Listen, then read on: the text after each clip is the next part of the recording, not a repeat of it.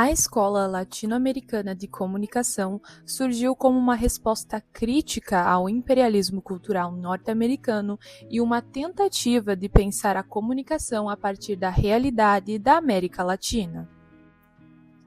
Inicialmente, a indústria cultural latino-americana foi fortemente influenciada pelo American Way of Life, importando a publicidade, filmes, programas de rádio e TV norte-americanos, bem como os aparelhos e tecnologias responsáveis por sua difusão. Dessa forma, o modelo cultural e midiático dos Estados Unidos tinha um grande papel na maneira como a comunicação era compreendida na América Latina. A partir disso, pesquisadores latino-americanos passaram a buscar uma teoria da comunicação própria, que criticasse o modelo norte-americano e que se colocasse em oposição à homogeneização cultural, valorizando a diversidade. Assim, essa corrente de pensamento destaca a necessidade de uma comunicação voltada para o desenvolvimento social e para a soberania cultural. Entre os temas discutidos na Escola Latino-Americana de Comunicação estão os conceitos de comunicação popular, comunitária e alternativa, abordados pelas autoras Regina Festa e Cecília Peruso. Mas, afinal, qual é a diferença entre comunicação popular, comunitária e alternativa? A comunicação popular está ligada à organização do povo, dos movimentos sociais e das classes populares. Possui um caráter mais político, participativo, de resistência e também de transformação social. Tem como foco o povo como sujeito da comunicação. Já a comunicação comunitária está ligada a uma comunidade específica e ao seu cotidiano. Costuma envolver identidade local, pertencimento e participação dos moradores. Tem como foco a comunidade e suas necessidades. Falando em comunicação alternativa, ela vai se configurar então como uma pequena indústria jornalística, que vai ter como foco dar visibilidade para as minorias. Ela vai ser constituída por grupos sociais, comunidades ou movimentos sociais. Então ela não vai ser formada ou feita por grandes empresas.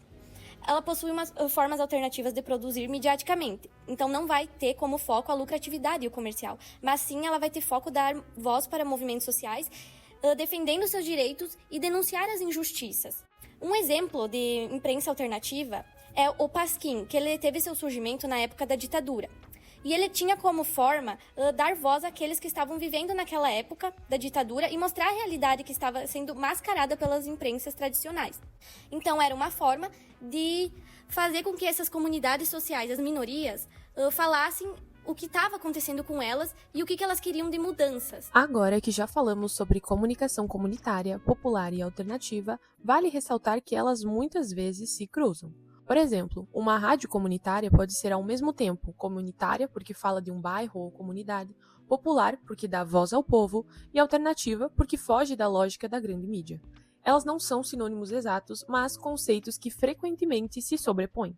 Após compreendermos as diferenças e sobreposições dos conceitos, podemos falar sobre as autoras que foram e são referência no assunto. No ano de 1986, a autora Regina Festa publicou a obra Comunicação Popular e Alternativa no Brasil, referência nos estudos sobre comunicação popular no país. Nesse livro, ela teoriza que a comunicação popular nasce efetivamente a partir da organização de movimentos sociais e sindicatos.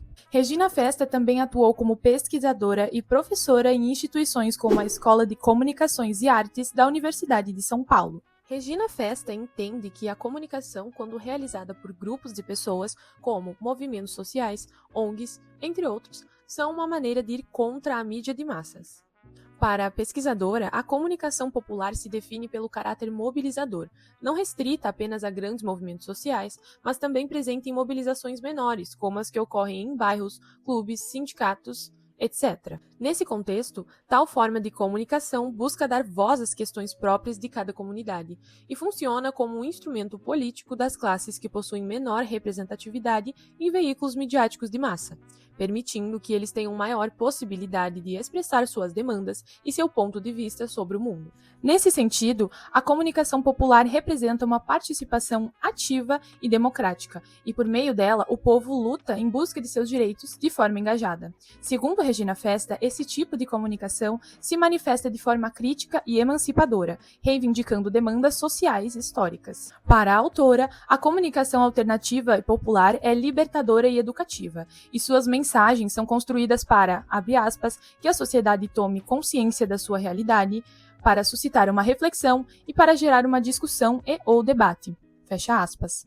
Então, já que a gente já falou tanto sobre comunicação popular, alguns exemplos de veículos desse segmento comunicativo são rádios comunitárias, rádio web, canais comunitários de TV, redes sociais e sites. Mas vale lembrar que esses veículos configuram comunicação popular desde que estejam voltados à mobilização e à expressão de grupos populares. Alguns exemplos de meios alternativos de comunicação são o Centro de Mídia Independente, também conhecido como Observatório da Imprensa, e o Jornal Brasil de Fato. Cecília Perusso nasceu no estado do Espírito Santo. Ela se formou em comunicação social com habilitação em relações públicas pela Faculdade Anhembi. Fez mestrado em comunicação social na Universidade Metodista de São Paulo, doutorado em ciências na comunicação da USP e, além do doutorado, ela concluiu um pós-doutorado, que foi na Universidade Autônoma do México. Então, ela dedica-se ao ensino, à extensão, à pesquisa, tudo isso na área de comunicação social. E os seus temas principais que ela estudou ao longo dos anos foi movimentos sociais, participação, comunicação popular e comunitária, relações públicas no modo de produção capitalista e relações públicas populares, que foram os temas que ela mais focou ao longo da sua vida para a pesquisa, que ela foi concluindo ao longo dos anos. Eu vou comentar um pouco, então, sobre os estudos da Cecília Perusso. Então, para Cecília Perusso, comunicação comunitária é a comunicação que é feita pela comunidade para ela mesma. Ou seja, não é feita por grandes empresas midiáticas. Assim, então, essas comunidades, grupos sociais, vão se organizar, se reunir e fazer sua própria forma de comunicação para garantirem seus direitos e para que eles sejam ouvidos. Então, além deles também buscarem uma comunicação efetiva, a Perusso vai analisar também o exercício da cidadania e a educação dentro desses grupos sociais.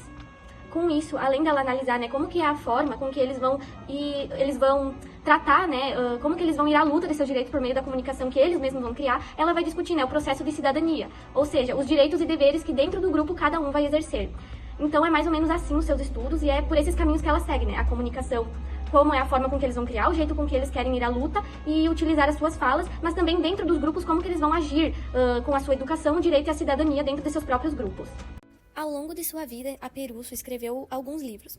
Então, alguns deles são A Comunicação nos Movimentos Populares, A Participação na Construção da Cidadania, que é uma obra que ela vai investigar de que forma esses movimentos sociais utilizam a comunicação, e ela vai focar especialmente nas rádios comunitárias. O outro que ela escreveu é a televisão comunitária, a participação cidadã na mídia local, que ela vai analisar o papel da TV comunitária como um instrumento para a democratização da comunicação e, assim, o fortalecimento da cidadania. E o outro é Fundamentos Teóricos da Comunicação Popular Comunitária Alternativa, que ela vai explicar as bases conceituais desses termos e o que cada um representa. Agradecemos muito a atenção.